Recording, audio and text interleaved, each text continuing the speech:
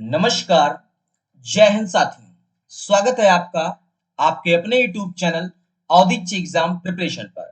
Friends, जैसा कि आप थंबनेल स्क्रीन पर देख रहे हैं, स्क्रीन पर थंबनेल लगा हुआ है कि सीडीपी 10 नंबर का जुगाड़। तो दोस्तों, ये जो वीडियो होने वाला है आप सभी लोगों के लिए, ये एक तरीके की घुट्टी टाइप का है, जो कि आपका जो सीडीपी विषय है, जो आपका बाल विकास चाइल्ड डेवलपमेंट जो विषय है, उसमें दोस्तों 10 नंबर आपके इस वीडियो से आने की प्रबल संभावना है। तो दोस्तों, स्टार्ट करते हैं इस वीडियो को। वीडियो को स्टार्ट करने से पहले मैं बताना चाहता हूं दोस्तों, जो मैं पढ़ा रहा हूं आप सभी लोगों को, ये C TET, UP TET, MP TET, B TET, Bihar TET, Chhattisgarh TET, super TET, इन सभी में काम में आने वाला है। तो आप सभी लोग यदि इस किसी भी फील्ड के अभ्यर्थी हैं तो आप इसको देख सकते हैं। तो दोस्तों, मैं बात करूं आप सभी लोगों के लिए, बाल विकास को हमने 5 यूनिट में डिवाइड कर रखा है। बाल विकास को जब मैं पढ़ाता हूं तो 5 यूनिट में डिवाइड कर रखा है। यूनिट फर्स्ट में मैं जब भी पढ़ाता हूं तो बाल विकास पढ़ाता हूं, विकास, वृद्धि एवं अभिवृद्धि। दोस्तों, इतना यदि आपने ये फर्स्ट पॉइंट पढ़ा तो आपके दोस्तों 2 से 3 नंबर यहां से आते हैं प्रत्येक बार। और वहीं दोस्तों, बाल विकास को प्रभावित करने वाले कारक जो होते हैं, सामाजिकरण बाल विकास के क्या सिद्धांत है, इससे दोस्तों 3 नंबर का आता है आपका। और वही दोस्तों, बाल विकास की अवस्थाएं, शैशवावस्था, बाल्यावस्था और किशोरावस्था, इससे दोस्तों 4 नंबर का आता है।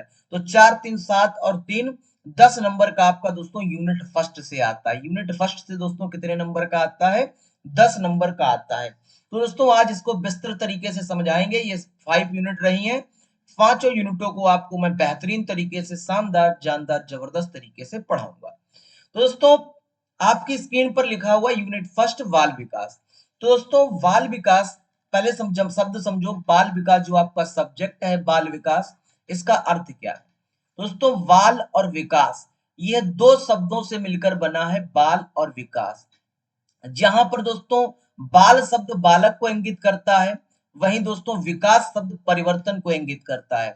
बाल विकास दो शब्दों से मिलकर बना है। बाल शब्द बालक को इंगित करता है और विकास शब्द परिवर्तन को इंगित करता है। तो दोस्तों, अतः हम कह सकते हैं, क्या कह सकते हैं कि गर्भावस्था से, यानी कि जब मां के गर्भ में बच्चे का गर्भावस्था से लेकर के 18 वर्ष तक बालक में होने वाले जो परिवर्तन होते हैं, उसी को हम बाल विकास की संज्ञा देते हैं। तो क्या संज्ञा देते हैं? गर्भावस्था से 18 वर्ष तक बालक में होने वाले परिवर्तन को हम बाल विकास की संज्ञा देते हैं। अब बालक में जो परिवर्तन दोस्तों होंगे, यानी कि जो विकास होंगे, वो दो प्रकार से परिवर्तन होंगे, मात्रात्मक परिवर्तन और गुणात्मक परिवर्तन। क्या होता है मात्रात्मक परिवर्तन और क्या होता है गुणात्मक परिवर्तन दोस्तों? तो यदि मैं बात करूं मात्रात्मक परिवर्तन को लेकर के, तो बालक में होने वाले ऐसे परिवर्तन जिनका हम मेजरमेंट कर सकें, क्या कर सकें? जिसका हम मापन कर सकते हैं। क्यों कर सकते हैं इसका मापन? क्योंकि ये स्पष्ट दिखाई देते हैं। अब मात्रात्मक परिवर्तन का उदाहरण क्या जाएगा दोस्तों? शारीरिक विकास। जैसे कि एक बालक जब जन्म लेता है तो वो कितने कितने फिट का है, कितने हाइट का है, कितने वजन का है। उसके बाद जैसे जैसे उसकी आयु बढ़ती है, उसमें चेंजमेंट आते हैं, उसमें वृद्धि होती है, अभिवृद्धि होती है। तो वही शारीरिक परिवर्तन है जिसका आप लोग मेजरमेंट कर सकते हो। ये क्वेश्चन यहां से बन जाता है। अब दोस्तों, बात करते हैं गुणात्मक परिवर्तन क्या होते हैं। तो बालक में होने वाले ऐसे परिवर्तन, गुणात्मक परिवर्तन का हम मापन नहीं कर सकते, ऐसे परिवर्तन जिसका हम मापन ना कर सकें, वह आपके गुणात्मक परिवर्तन कहलाते हैं। अब क्यों मापन नहीं कर सकते? एक बात बताओ हमको, ये आंतरिक होते हैं और स्पष्ट दिखाई नहीं देते। एक बात बताओ हमको, चारित्रिक विकास बालक में कितना है? क्या आप उसको देख सकते हो, महसूस कर सकते हो? आप कई तरीके की शिक्षण विधियों के द्वारा बालक के व्यक्तित्व को आप परीक्षण कर सकते हो। क्या आप डायरेक्ट उसका मेजरमेंट कर सकते? नहीं कर सकते। कोई हाइट वेट थोड़ी ना होती विकास की। तो इस तरीके से हम कह सकते हैं गुणात्मक परिवर्तन वे होते हैं जो आपके चारित्रिक विकास, नैतिक विकास, बौद्धिक विकास, व्यक्तित्व, और मात्रात्मक परिवर्तन आपके शारीरिक वृद्धि से संबंधित होते हैं। यहीं से दोस्तों एक शब्द निकल के आया, अभिवृद्धि अथवा वृद्धि और विकास। तो विकास और वृद्धि एक ही सिक्के के दोस्तों दो पहलू हैं, परंतु मनोवैज्ञानिक ने कुछ अंतर स्पष्ट किए हैं विकास और अभिवृद्धि में। इसको जान लेते हैं। विकास दोस्तों क्या है? विकास गर्भावस्था से लेकर के जब बालक गर्भावस्था में होता है तब से लेकर के मृत्यु तक निरंतर चलने वाली प्रक्रिया है। विकास क्या है? गर्भावस्था से लेकर के मृत्यु तक चलने वाली निरंतर प्रक्रिया को आप विकास कहते हैं। अब कैसे इसको समझते हैं? दोस्तों एक बात बताओ कि जब बालक का प्रथम समाज क्या होता है? परिवार होता है। जब बालक परिवार में आता है तो उसके क्या चारित्रिक विकास कुछ और होता है। जब बालक समाज में जाता है यानी कि मित्र दोस्त बनते हैं उसके, तो उससे उसका विकास होता है। जब बालक विद्यालय में जाता है तो औपचारिक शिक्षा लेता है।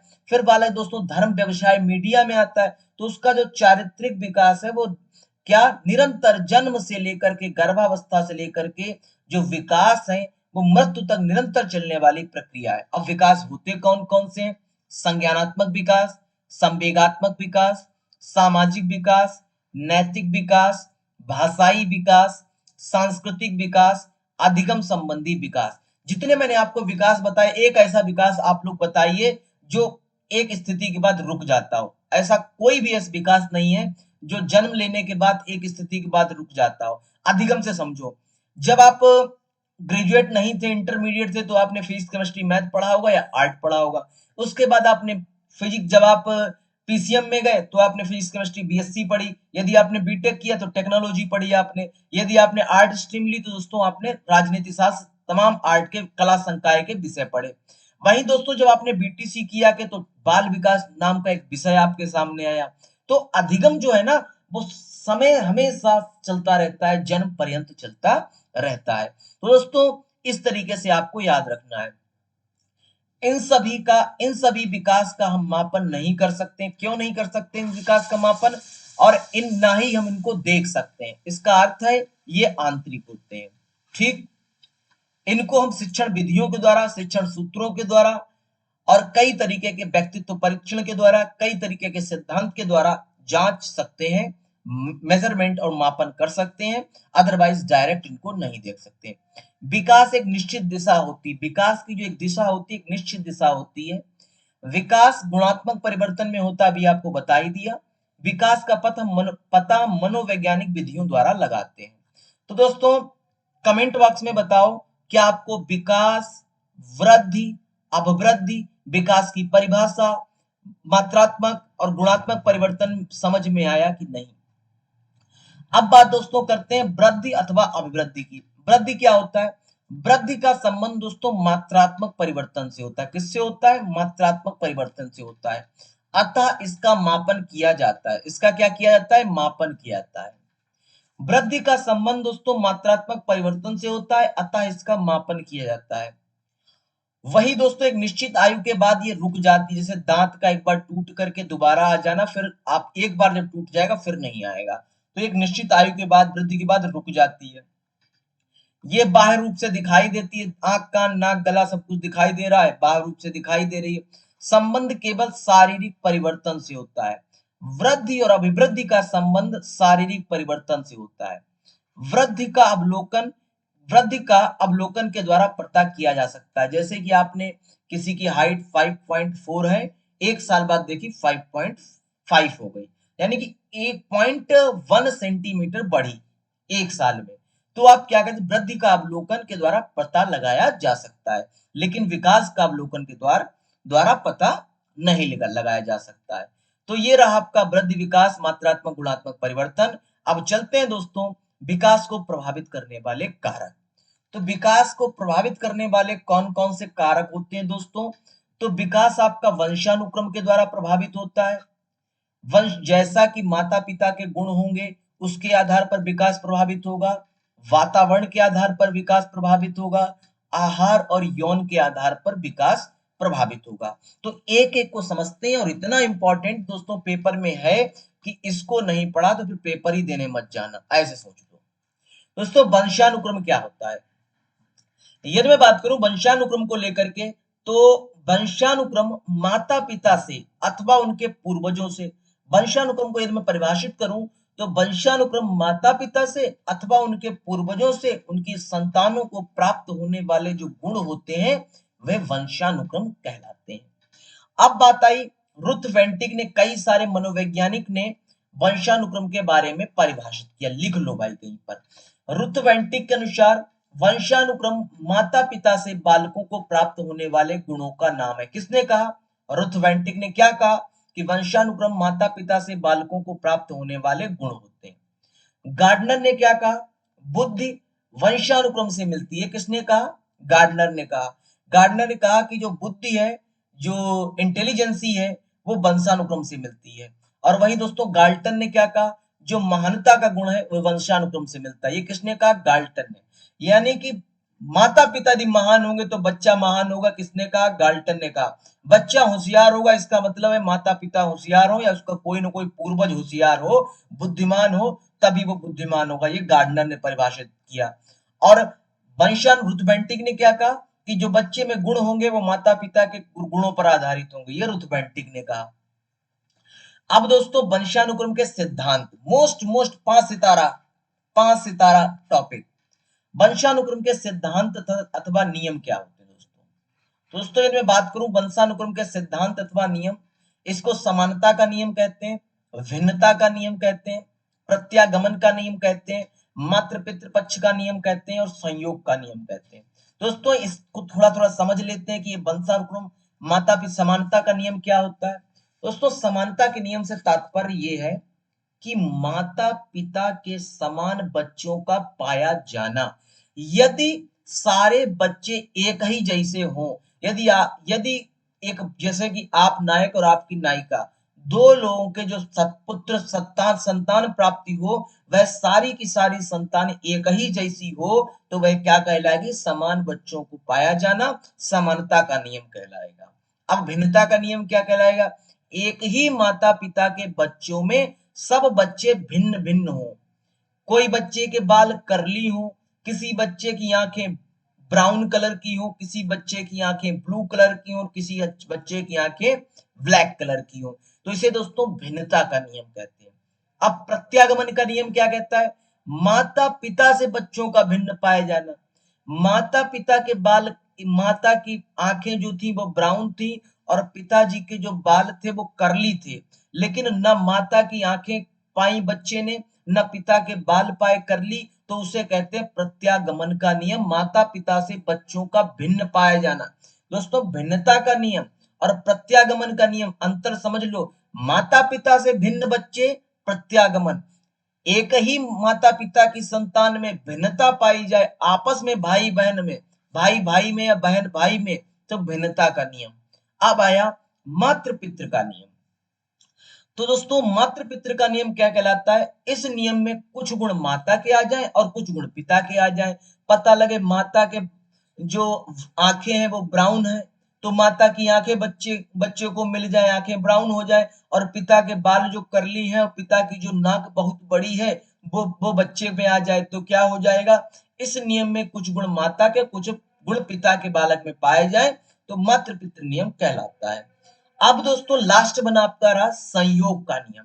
माता के ज्यादा गुण हो या पिता के ज्यादा, यानी कि कहा जाए ये बच्चा मम्मी पे गया है, जैसे देखते देखते नहीं कहते हम लोग ये मम्मी पे गया है, ये पापा पे गया है, तो उसे कहते हैं संयोग का नियम। मतलब उसमें माता का कोई कौनो योगदान नहीं या पिता का कौनो योगदान, हालांकि बायोलॉजिकली दोनों का योगदान है दोस्तों, लेकिन ये संयोग का नियम कहता है कि माता के ज्यादा गुण हो या पिता के ज्यादा गुण हो तो वह संयोग का नियम कहलाएगा। दोस्तों मैं बात करूं आप सभी लोगों से कि नोट, आंखों का रंग, ये इंपॉर्टेंट है, इंपॉर्टेंट। आंखों का रंग, बालों का घुंघरालापन वंशानुक्रम के कारण होता है। क्या? आंखों का रंग, बालों का घुंघरालापन वंशानुक्रम के कारण होता है। वंशानुक्रम को जैविक के नाम से जानते हैं, वंशानुक्रम को दूसरे नाम से जानते हैं, जैविक नाम से। याद रखना, आंखों का रंग, घुंघरालापन और दोस्तों जो बालों का उगना, ये सब वंशानुक्रम आधारित होता है। वहीं दोस्तों वंशानुक्रम जैविक नाम से भी जाना जाता है। दोस्तों रोग पूछा जाता है कि वंशानुक्रम से कौन सा रोग होता है, तो हीमोफीलिया रोग और वर्णांधता रोग माता पिता से अथवा पूर्वजों से प्राप्त होने वाले रोग हैं। हीमोफीलिया याद रखना, हीमोफीलिया इंपॉर्टेंट है भाई। दोस्तों जो भी पढ़ा रहा हूं बहुत इंपॉर्टेंट है, ऐसा समझ लो पेपर में आएगा। हीमोफीलिया में वर्णांधता माता पिता से अथवा पूर्वजों से प्राप्त होने वाले रोग हैं, इसलिए हम इन रोगों को वंशानुक्रम जनित रोग कह सकते हैं। क्या कह सकते हैं? वंशानुक्रम जनित रोग कहते हैं। अब दोस्तों मैंने पढ़ाया आपको कि वंश विकास प्रभावित वंशानुक्रम से होता है। अब दूसरा दोस्तों टॉपिक है आहार। आहार से विकास कैसे प्रभावित होता है? तो माँ का आहार बच्चे को गर्भावस्था से लेकर जन्म तक प्रभावित करता है। जो माँ का आहार होता है दोस्तों, वो बच्चे को गर्भावस्था से लेकर के यानी कि गर्भावस्था से लेकर के जन्म तक प्रभावित करता है। इसलिए दोस्तों माता को अच्छे अच्छे तत्व आहार में देने चाहिए ताकि बच्चे का विकास, बच्चा कुपोषित ना हो, बच्चे का बौद्धिक मंद बुद्धि बालक ना हो। दोस्तों मंद बुद्धि बालक यही आपकी पहचान बता देगा। यदि माता को आहार अच्छा नहीं मिलता है, बच्चा कुपोषित हो जाता है, तो वो मंद बुद्धि बालक कहलाता है। तो वहां पर विकास रुक जाएगा बालक का। तो आहार बहुत जरूरी है। अब आया दोस्तों यौन भेद। यौन भेद दोस्तों क्या है कि यौन भेद भी शारीरिक व मानसिक विकास पर प्रभाव डालते हैं। जैसे जन्म के समय लड़कियां लड़कों से कम लंबी होती हैं और किशोरावस्था में वह जल्द परिपक्वावस्था को ग्रहण कर लेती हैं। जब जन्म के समय क्या होता है, लड़कियां लड़कों से कम लंबी होती हैं, लेकिन जैसे उनकी आयु बढ़ती है वह किशोरावस्था में लड़कों की अपेक्षा जल्दी लड़कियां परिपक्वावस्था को ग्रहण कर लेती हैं। ये यौन भेद होता है दोस्तों, विकास को प्रभावित करता है। अब दोस्तों लास्ट वन और मोस्ट इंपॉर्टेंट, वातावरण। वातावरण कैसे विकास को प्रभावित करता है? तो वातावरण को पर्यावरण के नाम से हम जानते हैं। वातावरण जो होता है उसको हम पर्यावरण के नाम से जानते हैं। और जो पर्यावरण शब्द है वह दो शब्दों से मिलकर बना है, परि और आवरण। दो शब्दों से मिलकर दोस्तों बना है, परि और आवरण से मिलकर।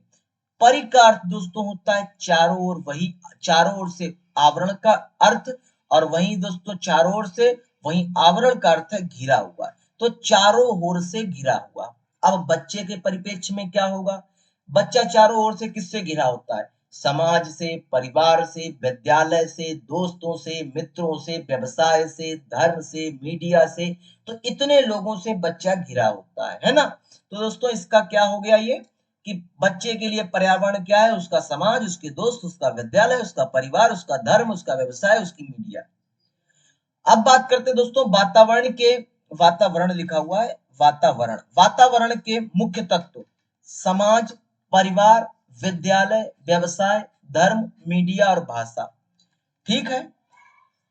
वातावरण दोस्तों मुख्यतः तीन प्रकार का होता है। बहुत बहुत इंपॉर्टेंट, मोस्ट मोस्ट इंपॉर्टेंट, 5 सितारा। यहां से आते हैं क्वेश्चन। वातावरण के मुख्यतः दोस्तों तीन प्रकार होते हैं। सत्तावादी वातावरण, इसमें एक शिक्षक होता है जो नियोजन अथवा मूल्यांकन को आधार मानकर शिक्षण कार्य करता है। सत्तावादी वातावरण दोस्तों क्या होता है? एक शिक्षक होता है जो नियोजन अथवा मूल्यांकन को आधार मानकर शिक्षण कार्य करता है। सत्तावादी वातावरण में शिक्षक होता है। वहीं दोस्तों हस्तक्षेप रहित वातावरण में, इसमें शिक्षार्थियों को क्या पढ़ाना है, कैसे पढ़ाना है, उसको विद्यार्थी का खुद का निर्णय लेते हैं। शिक्षक की भूमिका कम होती है किसमें? हस्तक्षेप रहित वातावरण में। सत्तावादी में अध्यापक सत्तावादी, हस्तक्षेप रहित में विद्यार्थी सत्तावादी। और प्रजातंत्री वातावरण में क्या होता है? जो मैं क्लास आप लोगों की लाइव क्लास लेता हूं ना, प्रजातंत्री वातावरण पे लेता हूं, इसमें शिक्षक एक बौद्धिक नेता की भांति कार्य करता है और बालकों का मार्गदर्शन करता है। और दोस्तों इसलिए हम कह सकते हैं सबसे अच्छा और बेहतर वातावरण कौन सा है? प्रजातंत्रीय वातावरण होता है। दोस्तों वातावरण को आप पर्यावरण या पोषण के नाम से भी जानते हो, ये आप लिख लेना, आपके क्वेश्चन इस तरीके से बन सकता है। तो ये बताओ दोस्तों, आपने बाल विकास पढ़ लिया, बाल विकास को प्रभावित होने वाले कारक पढ़ लिए। यदि आपको ये क्लास बेहतरीन लग रही है ना, तो अभी तक लाइक वाला बटन तो दबाया नहीं होगा। नहीं दबाया तो जल्दी से लाइक वाला बटन दबाओ दोस्तों, पेपर में आएगा दोस्तों। और क्वालिटी कंटेंट यदि आपको मिल रहा हो तो चैनल सब्सक्राइब कर लेना दोस्तों। आपको लगातार यूपी टेट तक, सी टेट तक, जब तक आपके पेपर रहेंगे तब तक इसी तरीके से बेहतरीन, शानदार, जानदार, जबरदस्त कंटेंट मिलता रहेगा। तो दोस्तों इनमें बात करूं आप सभी लोगों से कि सामाजिकरण क्या है दोस्तों। तो बालक को समाज के मूल्य, रीति रिवाज, संस्कृति और भाषा आदि सिखाए जाते हैं। किसके द्वारा? सामाजिकरण के द्वारा। सामाजिकरण के द्वारा क्या क्या सिखाया जाता है? समाज के द्वारा बालकों को मूल्य, रीति रिवाज, संस्कृति, भाषा आदि सिखाए जाते हैं, जिससे बालक दोस्तों क्या होता है, समाज में स्वयं को अनुकूलित कर लेता है। अब जैसे कि आप ऐसे समझो, मोगली मूवी आपने देखी थी? हाँ देखी थी मोगली मूवी। उसमें दोस्तों एक एक व्यक्ति होता है जो बाहर से आ जाता है ना, तो इस तरीके से जो जंगल में जो होता है, अब इसी तरीके से आप इस चीज को समझो कि एक व्यक्ति है, जंगल से लाया हुआ व्यक्ति को समाज में बिठा दो, उसको समाज में अनुकूलित करने के लिए आपको पहले रीति रिवाज बताने पड़ेंगे, समाज की संस्कृति एक बतानी पड़ेगी, समाज में किस भाषा का प्रयोग करते हैं उसको बताना पड़ेगा। तो हम कह सकते हैं बालक को समाज में स्वयं को अनुकूलित करने के लिए समाज के द्वारा मूल्य, रीति रिवाज, संस्कृति, भाषा आदि सिखाई जाती है। बोले सर सामाजिकरण से तात्पर्य क्या? आखिर सामाजिकरण है क्या? तो दोस्तों सामाजिकरण जो होता है दोस्तों, वह लोगों के स्वयं को अनुकूलित करने से तात्पर्य है। अब शैशवावस्था में सामाजिकरण क्या होता है, बाल्यावस्था में सामाजिकरण क्या होता है और किशोरावस्था में सामाजिकरण क्या होता है, ये बहुत इंपॉर्टेंट है आपके पेपर एग्जाम को लेकर के, खासकर यूपी टेट और सीटेट को लेकर के। तो दोस्तों प्रमुख साधन क्या है? परिवार, जिस प्रमुख साधन इसमें परिवार होता है शैशवावस्था में, समाज, जिसके द्वारा बालक भाषा, संस्कृति और अनुकरण के द्वारा सीखता है। कैसे? उदाहरण देख लो दोस्तों। एक बात बताओ हमको दोस्तों, परिवार में एक भाई, आपका बड़ा भाई है, एक बालक का बड़ा भाई है, उसके कोई रिश्तेदार आए जो कि उनका बहुत सम्मान है, जैसे ही परिवार में बाल वो एंट्री किए, बड़े भाई ने उस बालक के पैर छुए। इससे क्या हुआ, छोटा जो बालक था उसने अपने भाई को अनुकरित किया और उससे क्या हुआ, संस्कृति को जन्म लिया। उसने उसने अपने परिवार की संस्कृति को जाना, उसने इस समाज की संस्कृति को जाना। फिर उसके भाई ने प्रणाम बोला तो उस बालक ने भी प्रणाम कहा, तो उसने उस समाज की, उस संस्कृति की, उस परिवार की भाषा को जाना। तो भाषा, संस्कृति और अनुकरण के द्वारा सीखता है। जन्म से 3 माह तक सामाजिकता का गुण नहीं दिखाई देता। एक बात बताओ, 3 माह तक जो बालक होता है उसको आप गोद में लेंगे तो उसे कौनो मतलब कि पापा है कि कौनो पापा का कोई एनिमी है, उसे कोई फर्क नहीं। जब 3 माह के बाद बालक क्या, यदि बालक को डांटोगे, मारोगे तो बालक पास नहीं आएगा तुम्हारे। तो ये सामाजिकता का गुण आ जाता है। यानी कि सामाजिकता का गुण कब आता है? जब बालक 3 माह का हो जाता है, वो समझने लगता है कि ये हमको प्यार कर रहे हैं और ये हमसे नफरत करते हैं। तो सामाजिकता का गुण कब? 3 माह के बालक में आ जाता है।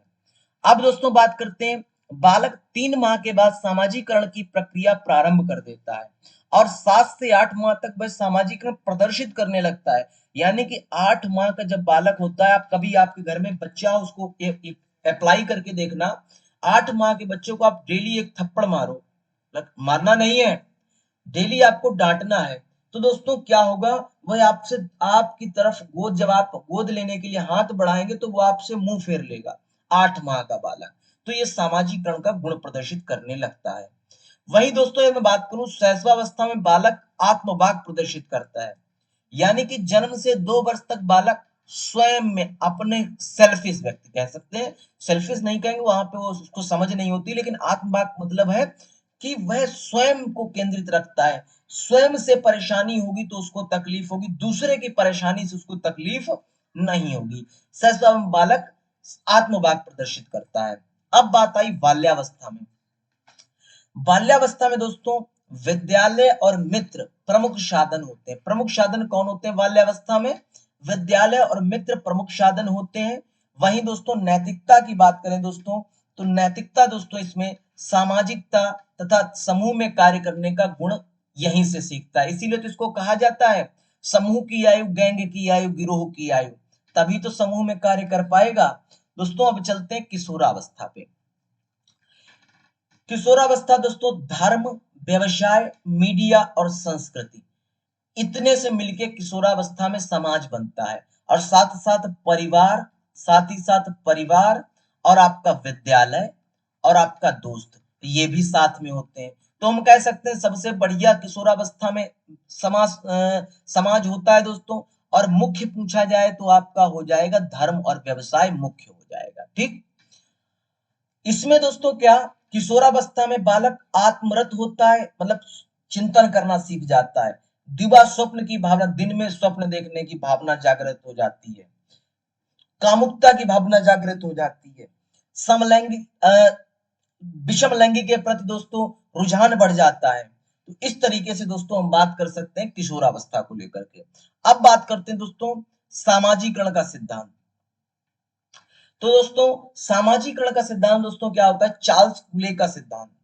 चार्ल्स कूले जी का मानना है कि समाज दर्पण की भांति बालक के लिए कार्य करता है। समाज जो है, चार्ल्स कूले जी का मानना है कि जो समाज है वो दर्पण की भांति बालक के लिए कार्य करता है, जिसमें बालक स्वयं का दर्पण करता है। खेल कूद, परिवार, समूह, ये सब बालक के लिए नर्सरी की भांति है। ये किसने कहा, मनोवैज्ञानिक चार्ल्स कूले क्या कहते हैं, चार्ल्स कूले जी का मानना है समाज जो है वो दर्पण की एक मिरर है समाज। उसमें दोस्तों बालक खेल कूद, परिवार और समूह, ये सब बालक के लिए नर्सरी की भांति होते हैं। ये कहा है चार्ल्स कूले ने।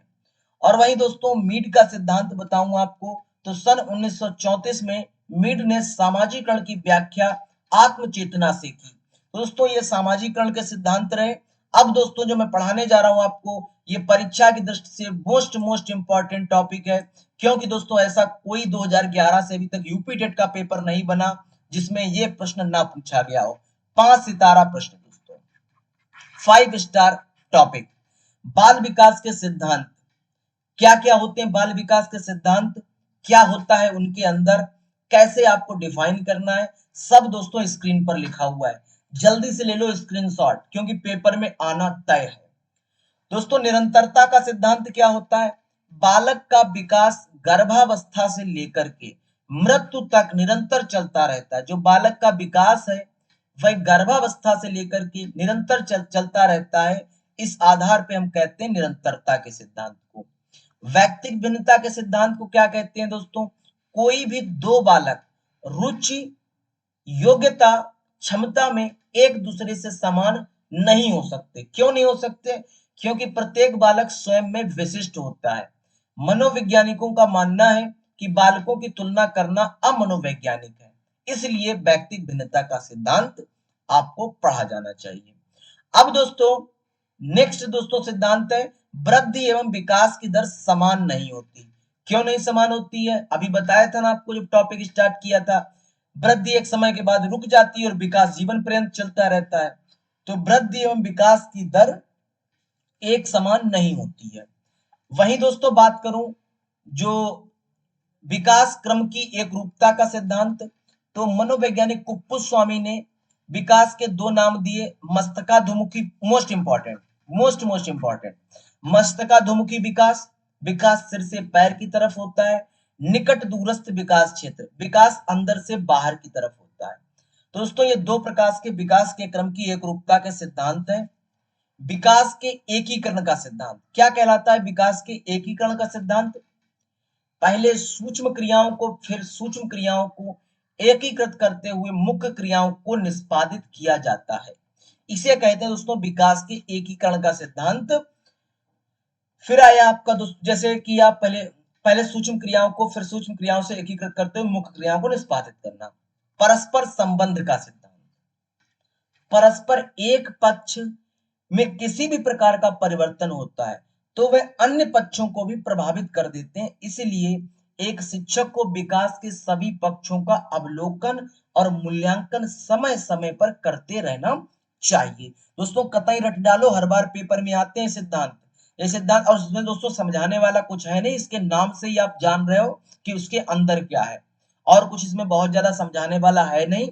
जैसा नाम है वैसा ही आपको डिफाइन कर देना है, बस एक बार नाम पढ़ लो आप सारे। विकास सामान्य से विशिष्ट की ओर चलने वाली प्रक्रिया है। विकास की भविष्यवाणी की जा सकती है।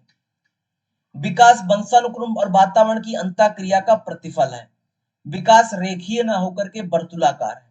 ये इतने प्रकार के विकास के सिद्धांत होते हैं, एक बार देख लो आप सभी लोग, और स्क्रीनशॉट जरूर जरूर ले लें आप सभी लोग।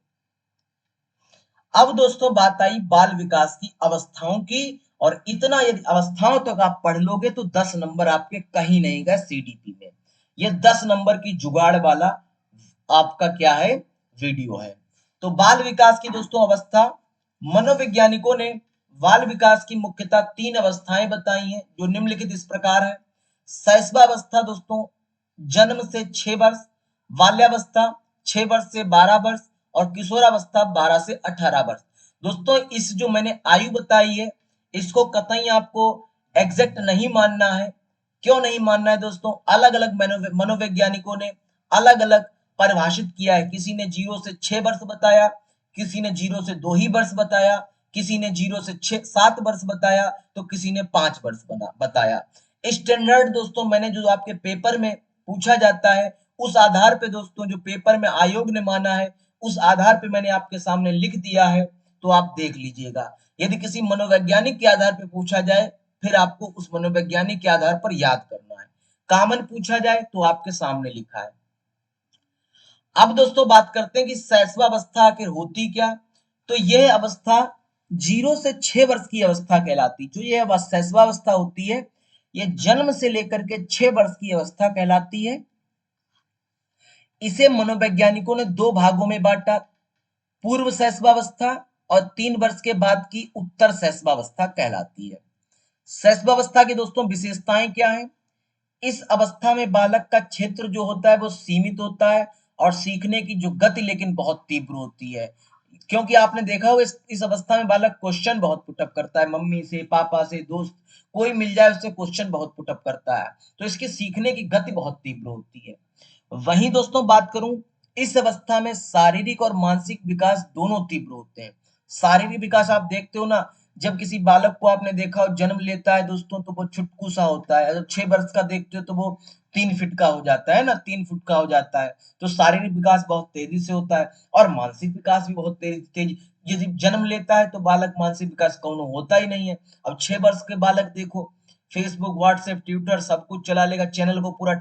यदि मैं यूट्यूब चैनल दे दूं, मेरा भांजा है, उससे उससे मैंने यूट्यूब चैनल की बात की, उसने कुछ बिल्कुल हमको बता दिया कि मामू इतने सब्सक्राइबर होते हैं, ऐसे ऐसे डिस्क्रिप्शन लगेगा, ऐसे टैग वर्ड लगेंगे। तो हम कह सकते हैं कि शारीरिक और मानसिक विकास बहुत तीव्र गति से होता है इसमें। और दोस्तों मैं बात करूं, मनोवैज्ञानिक बेलेंटाइन के अनुसार इस अवस्था को सीखने का आदर्श काल कहा गया है। यानी कि जो बालक से कह दो वो मान लेता है, कि उससे कह दो ये घोड़ा नहीं गधा है, तो बालक मान लेगा। लेकिन ये बात किशोरावस्था में नहीं मानेगा। दोस्तों इस अवस्था में बालक की कल्पना में सजीवता पाई जाती है। जैसे कि सजीवता कैसे पाई जाती है?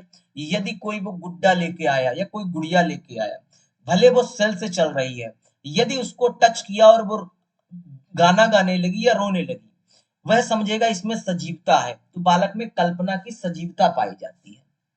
अब दोस्तों बात करें, इस अवस्था में बालकों में अनुकरण तथा दोहराने की प्रवृत्ति पाई जाती है। जैसे कि दोहराने, बालक को कभी 6 वर्ष का जब बालक हो, 5 वर्ष का, तो उसको चीनी लेने के लिए भेजना और उसे बताना, 1 किलो मत बताना, उसे बताना कि पौन किलो, यानी कि आपको आधा 500 ग्राम चीनी लानी है, इतने रुपए की लानी है। तो वो इधर से दोहराता हुआ चले जाए, 500 ग्राम चीनी इतने रुपए की, 20 रुपए की, 500 उधर से आएगा। तो वो याद करके दोहरा दोहरा के याद करने की प्रवृत्ति पाई जाती है उसमें। इस अवस्था में बालकों में जिज्ञासा की प्रवृत्ति बहुत पाई जाती है। जिज्ञासा की प्रवृत्ति क्या है? यदि कोई, जैसे कि बालक के सामने आप बढ़िया सा चश्मा पहने बैठे हो, तो वो बार बार चश्मा को टच करेगा, निकाल के खेलेगा। उसमें जिज्ञासाओं की प्रवृत्ति पाई जाती है, इसलिए इसको जिज्ञासाओं प्रवृत्ति का बालक व्यक्ति कहते हैं शैशवावस्था में।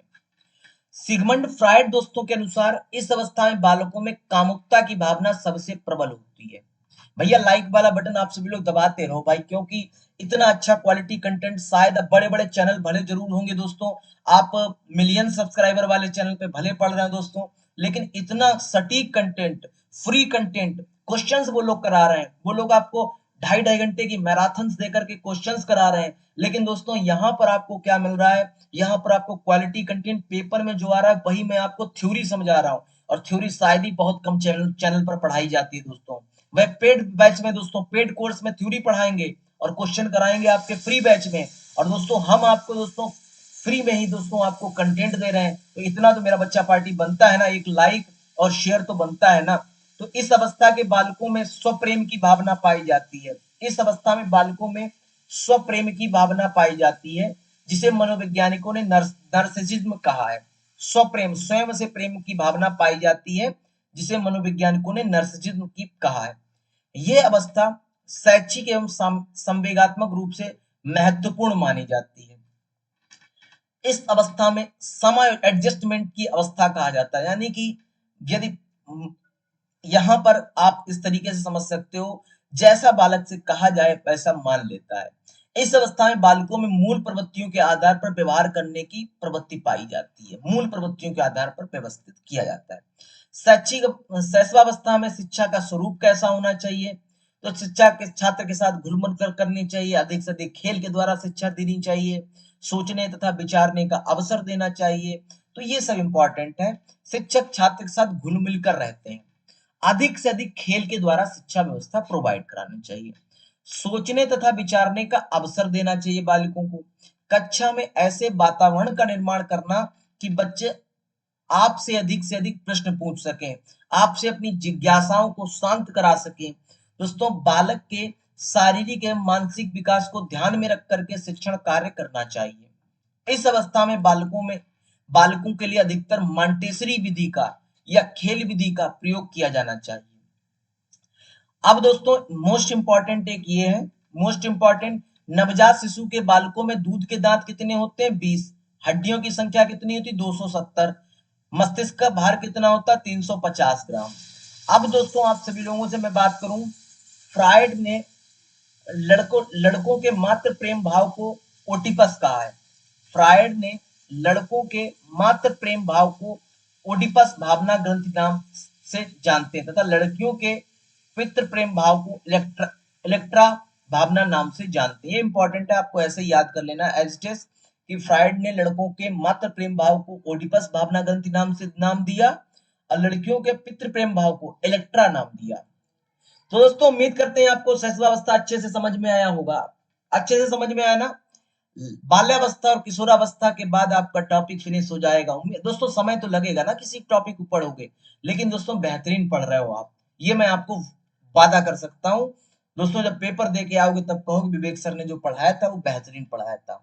यह अवस्था 6 से 12 वर्ष की अवस्था कहलाती है। इसी में दोस्तों मनोवैज्ञानिकों ने दो भागों में बांटा, पूर्व बाल्यावस्था और उत्तर बाल्यावस्था। 6 से 9 वर्ष की अवस्था पूर्व बाल्यावस्था और दोस्तों 9 से 12 वर्ष की अवस्था उत्तर बाल्यावस्था। बाल्यावस्था की दोस्तों विशेषताएं क्या होती? बाल्यावस्था में दोस्तों क्षेत्र बड़ा तथा सीखने की जो गति होती है वो बहुत मंद होती है, बहुत धीरे धीरे सीखता है बालक। वैज्ञानिकों ने कॉल एम ब्रूस ने इसे अनोखा काल कहा। पेपर में आया, आपके प्रीवियस ईयर पेपर में आया था, कॉल एम ब्रूस ने क्या कहा? तो आप कहोगे अनोखा काल कहा। इस अवस्था को दोस्तों समूह में रहने की प्रवृत्ति पाई जाती है, इसलिए इसको झुंड की आयु, गिरोह की आयु, गैंग की आयु कहा जाता है। इस अवस्था में दोस्तों बालक ज्यादा से ज्यादा खेल खेलने की रुचि रखता है। आप एक्सपेरिमेंट करके देख लो कि कोई बालक है दोस्तों, वह आपका दोस्त है और वह खेल से ज्यादा सीख रहा है, तो दोस्तों इसे खेलने की रुचि जो बहुत पाई जाती है। इस अवस्था में दोस्तों मानसिक विकास की अपेक्षा शारीरिक विकास तेजी से होता है। मानसिक विकास सुप्त होता है, लेकिन शारीरिक विकास बहुत तेजी से होता है। इसमें मनोवैज्ञानिक रॉस के अनुसार दोस्तों मिथ्या परिपक्वता यानी झूठ बोलने की प्रवृत्ति दोस्तों यहाँ पर पाई जाती है। मिथ्या परिपक्वता का काल कहा जाता है। इसे डर्टी आयु या गंदी आयु कहते हैं दोस्तों। इसमें दोस्तों संग्रहण करने की प्रवृत्ति, स्टोर करने की प्रवृत्ति बहुत ज्यादा पाई जाती है। और दोस्तों जहां पर यौन सुसुप्तता का काल कहते हैं इसको, यौन कामुकता का काल बाल्य किशोरावस्था और शैशवावस्था और बाल्यावस्था यौन सुसुप्तता का काल कहा जाता है। अब दोस्तों आप सभी लोगों से बात करता हूं किशोरावस्था को लेकर के। किशोरावस्था एडोलसेंस क्या होता है? यह अवस्था 12 वर्ष से 18 वर्ष की अवस्था कहलाती है। शुरुआत की 3 अवस्थाएं दोस्तों, 3 जो आयु होती हैं 12, 13, 14 और 15, इसे पूर्व किशोरावस्था और 15 से 18 दोस्तों उत्तर किशोरावस्था कहलाती है। इस अवस्था में दोस्तों जो क्षेत्र होता है वो सबसे बड़ा तथा साथ साथ सीखने की गति तीव्र होती है। बहुत बड़ा क्षेत्र होता है, कैसे धर्म आ जाता है, व्यवसाय आ जाता है, मीडिया आ जाता है, विद्यालय आ जाता है, दोस्त आ जाते हैं, तो क्षेत्र बड़ा हो गया। सीखने की गति जो होती है वो तीव्र हो जाती है। मनोवैज्ञानिक किलपैट्रिक ने इस अवस्था को सीखने का कठिन काल कहा। क्या कहा है? सीखने का कठिन काल कहा है। वहीं दोस्तों मनोवैज्ञानिक स्टेनले हॉल जी ने इसे सीखने का अनोखा काल कहा है।